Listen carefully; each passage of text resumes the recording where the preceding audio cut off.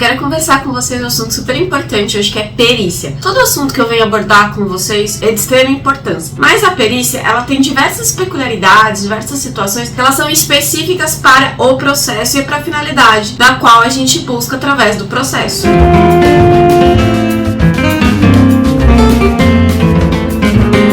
A perícia de insalubridade e periculosidade, ela é prevista em lei. Ah, tá, e se eu não conseguir fazer perícia? Tem outras soluções que a jurisprudência permite com que você não tenha a perícia, mas que consiga ali realizar aquela situação. Alguns através de entrevistas. E como funciona a entrevista? Uma pessoa qualificada, um perito, seria um perito no caso de periculosidade e insalubridade, seria um técnico de segurança do trabalho, um engenheiro, que vai até o fórum normalmente e conversa numa sala com a pessoa. E aí, claro que a empresa pode determinar e também a própria pessoa reclamante pode escolher um assistente técnico. E o que esse assistente técnico vai fazer? Ele vai contrapor o laudo, elaborar um laudo também e questionar o laudo feito pelo perito do juiz. E por que o perito do juiz é tão importante? Porque ele é um membro, um braço de confiança do juiz para resolver um problema que ele tecnicamente não consegue. Por quê? Porque o juiz fez direito, não fez engenharia, não fez segurança do trabalho. Por mais que ele tenha alguma expertise por conta de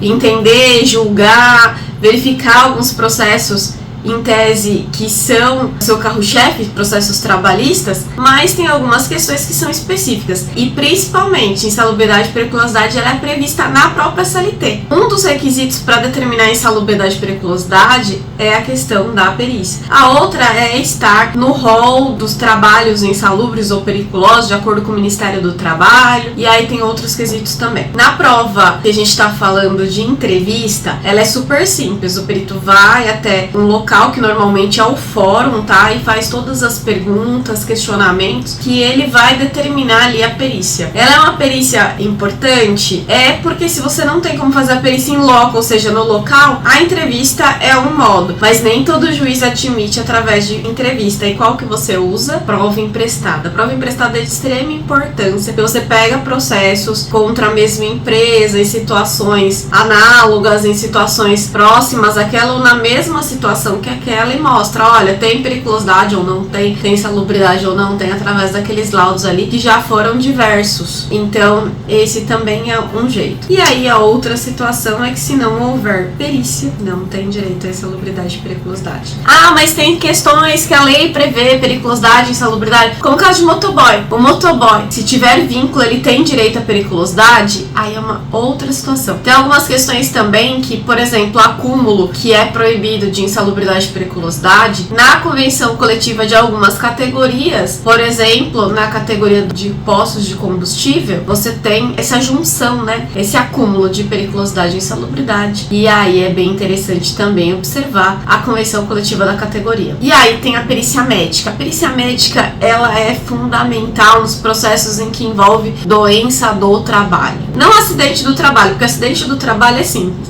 Acidentou no trabalho, acidentou em itinerário, né, indo ao trabalho, voltando do trabalho, ou fazendo alguma situação relacionada ao trabalho, aí já é uma outra situação que aí você não precisa, porque já tem ali, por exemplo, um CAT, que é um comunicado de acidente do trabalho. A doença do trabalho, que é equiparada a acidente do trabalho, ela precisa de diversos laudos. Ela precisa de um acompanhamento médico através de laudos médicos que o próprio reclamante ele pode ali adquirir ao longo do tempo, mas, por exemplo, para verificar questão de estabilidade que é oriunda do acidente do trabalho, né, que se você sofre acidente de trabalho, ficou afastado por mais de 15 dias, a partir do 16º você tem aí direito à estabilidade de 1 ano, né? Uma garantia de emprego durante 1 ano da alta médica. Mas não é essa a questão. A questão que eu tô falando pra vocês que precisa de questões técnicas é que precisa verificar se realmente aquela doença tá ligada ao trabalho. É importante que a pessoa tenha acompanhamento médico, super importante, que ela tenha laudos e tudo mais, mas nem por isso ela pode deixar de fazer o pedido. Ela pode fazer o pedido, ela pode entrar com uma ação e pedir, mas fica muito mais pobre ação, fica muito mais deficitária, fica muito ruim você entrar com a ação sem qualquer prova. Só entrar por entrar para ir buscar uma prova, porque o perito, quando ele for analisar, ele não vai ter laudos médicos anteriores ali para analisar toda a situação, ele não vai ter toda a documentação, né, um prontuário médico. Então eu sempre acho importante ter um prontuário médico e analisar toda a situação antes mesmo de entrar com o processo judicial, porque tem questões que ficam muito difíceis de provar. Você gera uma expectativa muito grande para o cliente, né, para o empregado, você gera transtornos para a empresa,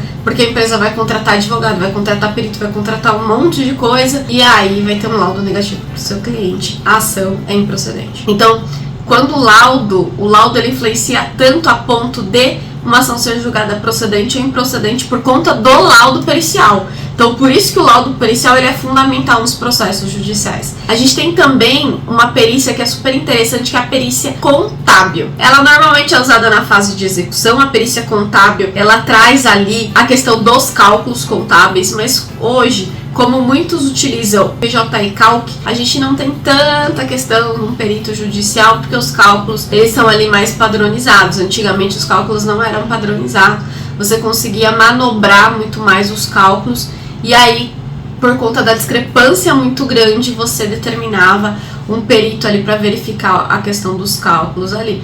É óbvio que tem algumas situações em que ainda precisa de contador. Espero ter ajudado. Não esquece de se inscrever aqui no nosso canal, deixar um likezinho e sugestões. Estou aberta a sugestões. Se vocês quiserem sugerir algum tipo de vídeo, a gente está aqui para produzir conteúdo para você. Espero que você tenha gostado. Até o próximo vídeo, até o próximo conteúdo.